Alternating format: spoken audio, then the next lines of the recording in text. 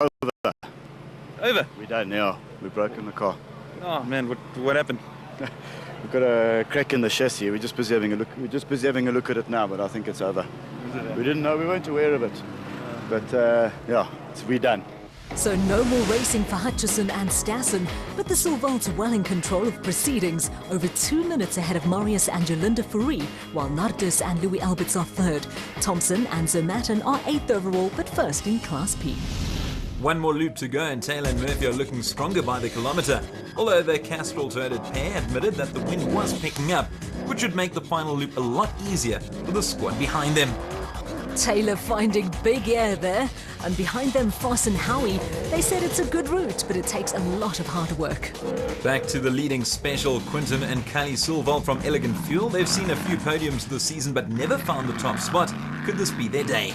The gentlemen of the championship, the ever-consistent Hijo de Brain and Henry Hijo, lying third in their Toyota Hilux. The second special, and it certainly has been a special drive so far from Marius and Jolinda Fourie in their PHP Fastback 4. They experienced a puncture towards the end of the first loop, but that hasn't done too much damage to their time. In 4th place, Berthold and Rousseau in the Atlas Copco Nissan Navara. They are well and truly back in the race, Kockenberger lying 5th despite their earlier flat. Talking about being back in it, Visser and Bardnos from Ford Racing having taken advantage of their rivals' car problems, they've climbed to 6th place.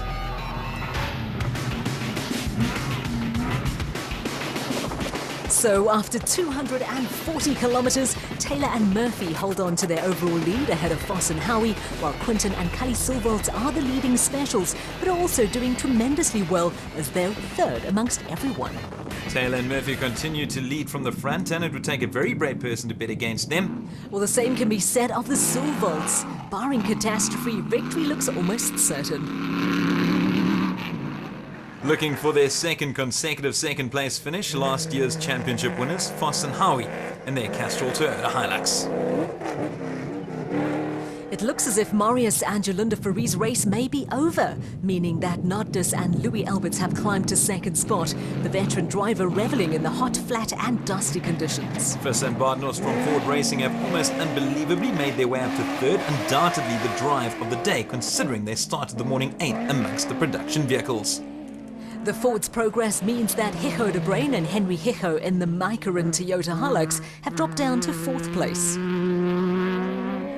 A superb drive from Whitehouse and Carlson has seen them move up to 5th in their Regent Racing Nissan Navara. Lying in 6th place, Gary Berthold and Siegfried Rousseau, another Navara, this time from Atlas Copco, a number of flats destroying their chances of a podium finish. In 7th place, Loder Brain and Rian Krailing from Rubicon Racing, taking the cautious approach to ensure they finish in their Ford Ranger. Not far behind them in 8th place, Yanni Visser and Yorks LaRue in the RFS Toyota Hilux, showing their worth. And hot on their heels, and in 9th place, the Leiths in the Transcorp Ford Ranger, Graham and Trevor. They've had a great drive and haven't had to get out of their car once.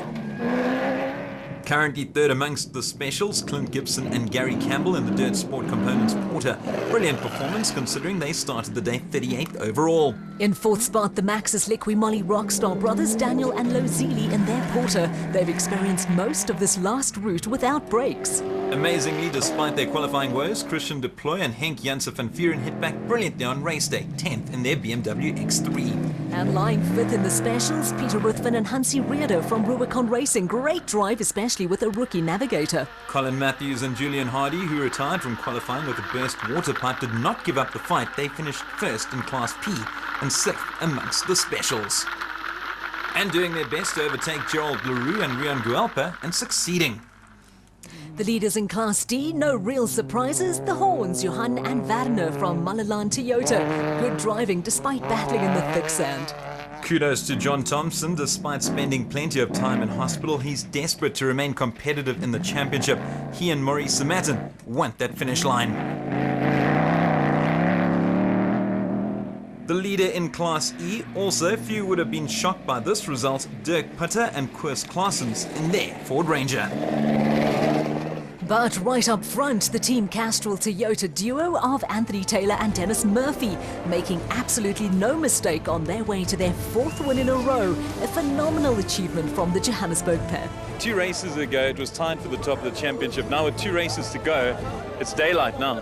Yeah, look, I mean, I got a 20-point lead, I think it is, without us dropping any points, and so it's not quite a full race points ahead, but you know, we were hoping that some of the privateers were going to get between Chris and myself as well this weekend, but I must say Chris did a sterling job starting 14th and coming through to 3rd.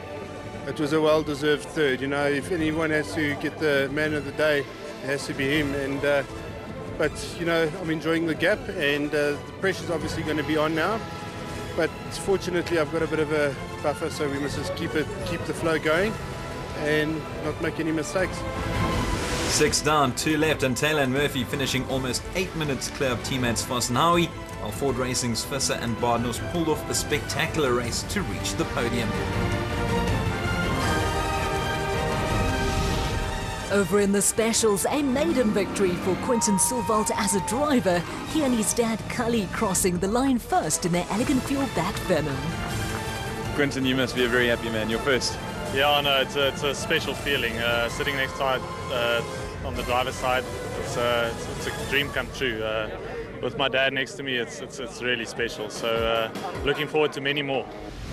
A dream result for the Silvalts, finishing almost 5 minutes clear of another father and son pair, Nardis and Louis Alberts, while Gibson and Campbell's 3rd place finish means they go top of the overall standings. Next week on Inside Cross Country, we look at the race within the individual classes. We travel to the Underberg for the Drag 250. And we meet the Dakar-bound teams of Toyota and Ford. Don't miss us next week on Supersport 8.